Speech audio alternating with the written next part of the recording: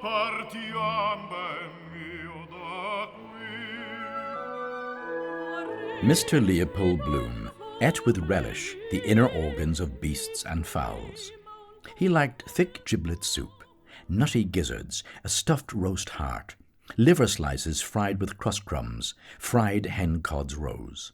Most of all, he liked grilled mutton kidneys, which gave to his palate a fine tang of faintly scented urine. He went out, trembling all over from a sort of wild, hysterical sensation in which there was an element of insufferable rapture. Yet he was gloomy and terribly tired. His face was twisted as after a fit. His fatigue increased rapidly. Any shock, any irritating sensation stimulated and revived his energies at once, but his strength failed as quickly when the stimulus was removed. Zamirtov, left alone, sat for a long time in the same place, plunged in thought. Raskolnikov had unwittingly worked a revolution in his brain on a certain point, and had made up his mind for him conclusively. Ilya Petrovitch is a blockhead. She looked a little doubtful. What he said was excessively polite, but the tone he used held a tinge of light mockery which baffled while it intrigued her. "Jaded spirits usually seek the card-room, sir," she remarked. He was gently fanning her with the cabriolet fan he had taken from her hand, but he paused and said with a quizzical look, "Ah, and so sometimes do enthusiastic ones, do they not?" Sometimes," admitted Horatia. "You have heard all about me." "By no means, ma'am. But when I learn of a lady who never refuses a wager, why, I desire to know more of her." "My noble lord." "What dost thou say, Iago?" "Did Michael Cassio, when you wooed my lady, know of your love?" "He did, from first to last. Why dost thou ask?" "But for a satisfaction of my thought, no further harm." "But why of thy thought, Iago?" "I did not think he had been acquainted with her." "Oh, yes, and went between us very oft." "Indeed." "Indeed?" "Aye, indeed. Discernest thou aught in that? Is he not honest?" "Honest, my lord." "Honest, aye, honest." "My lord, for aught I know." "What dost thou think?" "Think, my lord." "Think, my lord. By heaven, he echoes me, as if there were some monster in his thoughts, too hideous to be shown. Thou dost mean something. I heard thee say even now thou liked not that when Cassio left my wife. What didst not like? And when I told thee he was of my counsel in the whole course of wooing, thou criest, 'Indeed!'" The portress had come upstairs and was gazing in at the half-open door. The doctor dismissed her. But he could not prevent this zealous woman from exclaiming to the dying man before she disappeared, "Would you like a priest?" "I have had one," replied Jean Valjean. And with his finger he seemed to indicate a point above his head, where one would have said that he saw someone. It is probable, in fact, that the bishop was present at this death agony. "Get to your places!" shouted the Queen in a voice of thunder, and people began running about in all directions, tumbling up against each other. However, they got settled down in a minute or two, and the game began. Alice thought she had never seen such a curious croquet ground in her life. It was all ridges and furrows. The balls were live hedgehogs, the mallets live flamingos, and the soldiers had to double themselves up to stand on their hands and feet to make the arches. The chief difficulty Alice found at first was in managing her flamingo.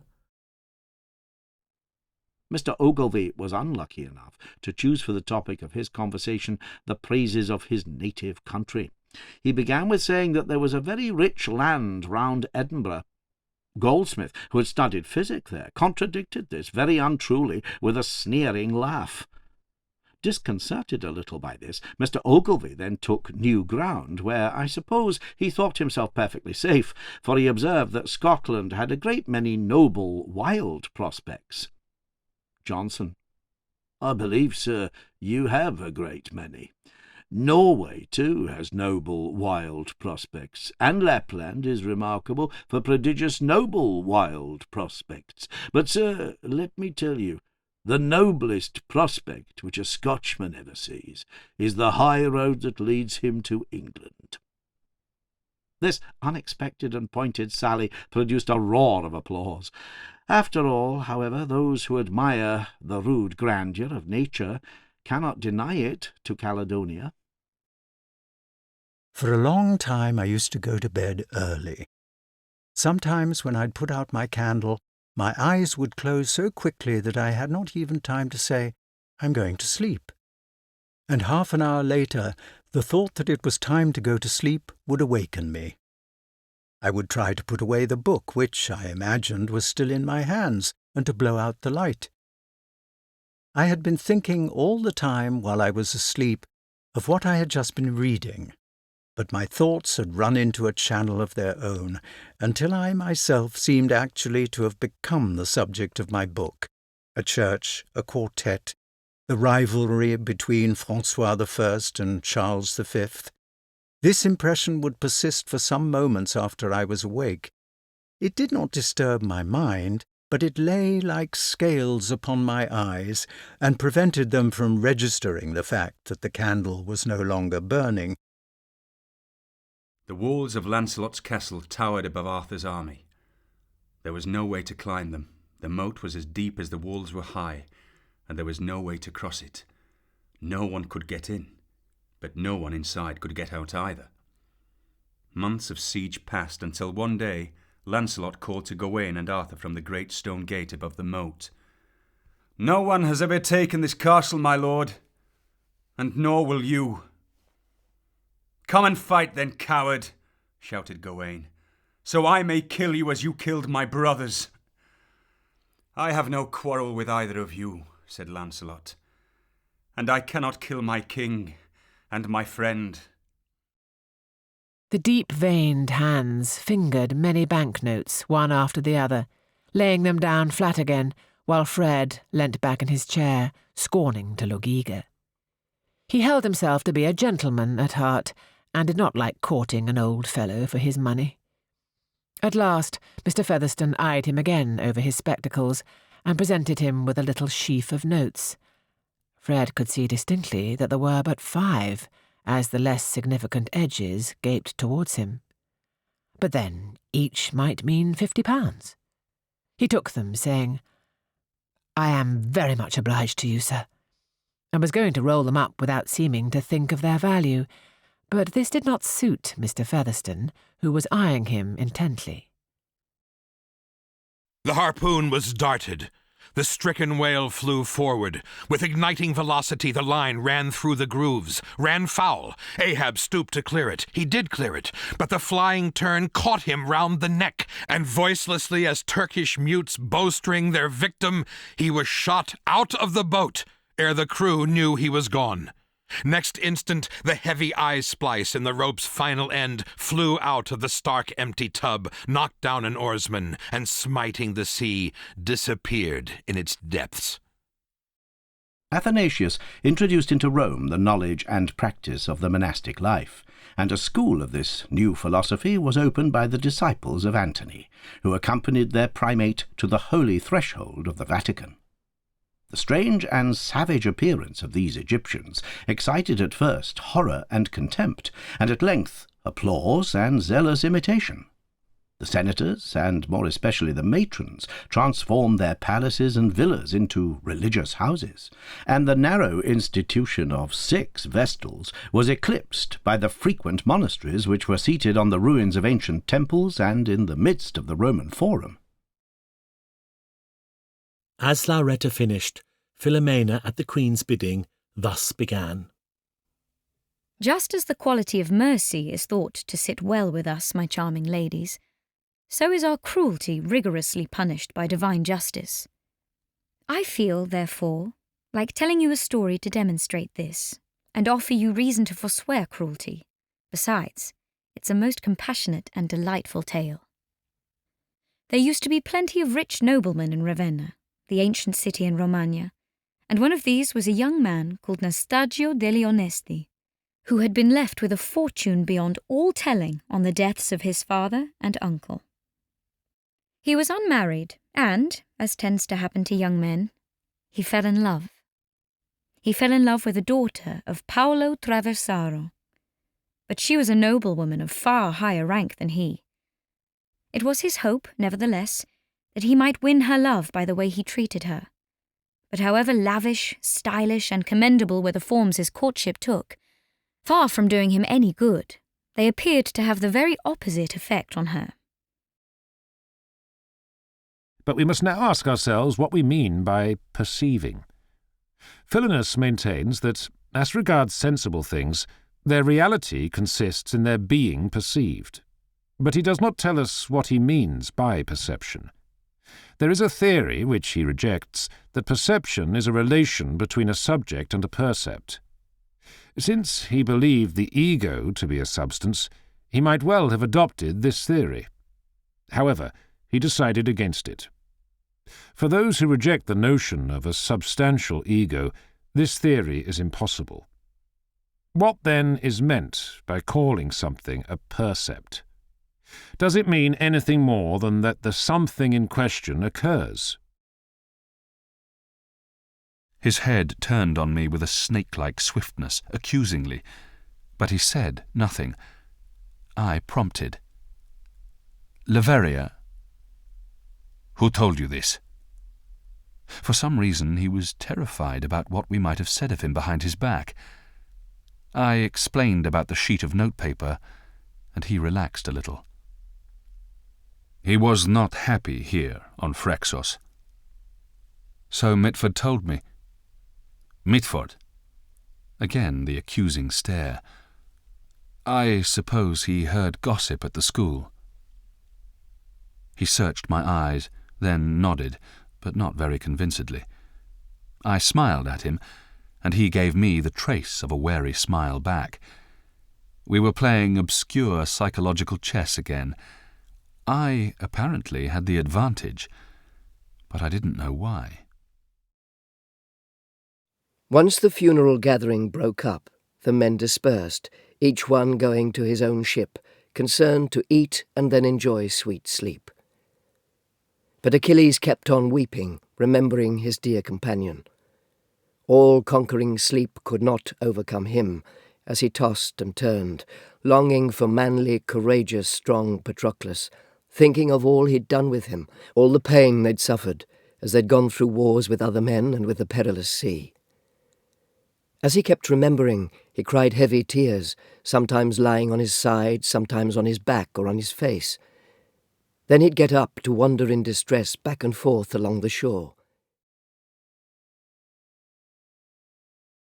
The very next day, however, produced some proof of inspiration. He called for a few moments just to leave a piece of paper on the table containing, as he said, a charade which a friend of his had addressed to a young lady, the object of his admiration, but which, from his manner, Emma was immediately convinced must be his own. "I do not offer it for Miss Smith's collection," said he. "Being my friends, I have no right to expose it in any degree to the public eye, but perhaps you may not dislike looking at it." The speech was more to Emma than to Harriet, which Emma could understand. There was deep consciousness about him, and he found it easier to meet her eye than her friend's. He was gone the next moment. After another moment's pause, "Take it," said Emma, smiling and pushing the paper towards Harriet. "It is for you. Take your own." They now came in sight of some large watermills that stood in the middle of the river, and the instant Don Quixote saw them he cried out, "Seest thou there, my friend? There stands the castle or fortress, where there is no doubt some knight in durance, or ill-used queen, or infanta, or princess, in whose aid I am brought hither." "What the devil, city, fortress, or castle is your worship talking about, senor?" said Sancho. "Don't you see that those are mills that stand in the river to grind corn?" "Hold thy peace, Sancho," said Don Quixote. "Though they look like mills, they are not so. I have already told thee that enchantments transform things and change their proper shapes. I do not mean to say they really changed them from one form into another, but that it seems as though they did. as experience proved in the transformation of Dulcinea, sole refuge of my hopes. Little Trotty Wagtail by John Clare. Little Trotty Wagtail, he went in the rain, and tittering-tottering sideways, he ne'er got straight again. He stooped to get a worm, and looked up to catch a fly, and then he flew away ere his feathers they were dry. Little Trotty Wagtail, he waddled in the mud, and left his little footmarks trample where he would. He waddled in the water pudge, and waggle went his tail, and chirruped up his wings to dry upon the garden rail. Little Trotty Wagtail, you nimble all about, and in the dimpling water pudge you waddle in and out. Your home is nigh at hand, and in the warm pigsty. So, little Master Wagtail, I'll bid you a goodbye. Not knowing what to do next, and waiting for some fortunate idea, I made my way back to the ridge of the roof, and from there spied out a corner near a cupola, which I had not visited. I went towards it and found a flat roof with a large window closed with 2 shutters. At hand was a tub full of plaster, a trowel, and a ladder which I thought long enough for my purpose. This was enough, and tying my rope to the first round, I dragged this troublesome burden after me to the window. My next task was to get the end of the ladder, which was 12 arms' lengths, into the opening, and the difficulties I encountered made me sorry that I had deprived myself of the aid of the monk.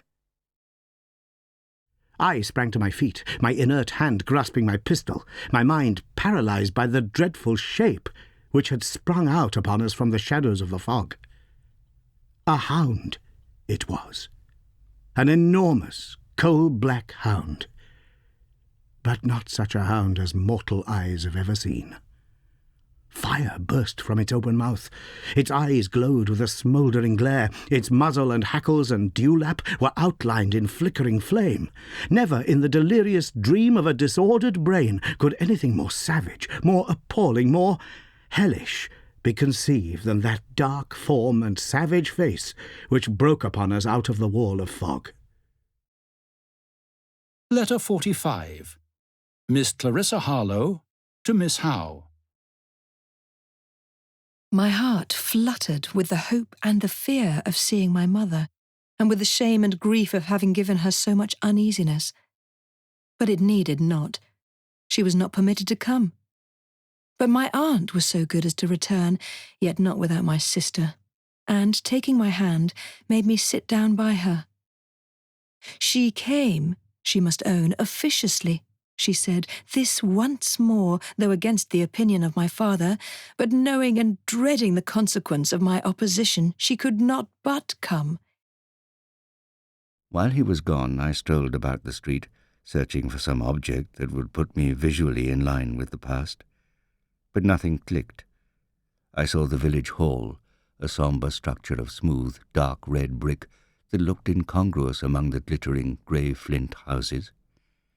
I ought to have remembered it, for it was the scene of my last public triumph. But I didn't. I saw my envoy coming towards me and went to meet him. His face was clouded, and the resemblance between him and Ted was stronger than ever. "She didn't remember you at first," he said, "and then she remembered you very well. She said she would be very pleased to see you. She also asked me if I would give you luncheon, as she can't." When you rise from sleep with reluctance, remember that it is according to your constitution and according to human nature to perform social acts. But sleeping is common also to irrational animals. But that which is according to each individual's nature is also more peculiarly its own, and more suitable to its nature, and indeed also more agreeable. Constantly, and if it be possible on the occasion of every impression on the soul, apply to it the principles of physic, of ethic, and of dialectic. If you have poison for me, I will drink it. I know you do not love me, for your sisters have, as I do remember, done me wrong. You have some cause. They have not. No cause, no cause. Am I in France? in your own kingdom, sir. Do not abuse me. Be comforted, good madam. The great rage you see is killed in him. Desire him to go in. Trouble him no more till further settling. Will it please your highness walk? You must bear with me. Pray you now, forget and forgive. I am old and foolish.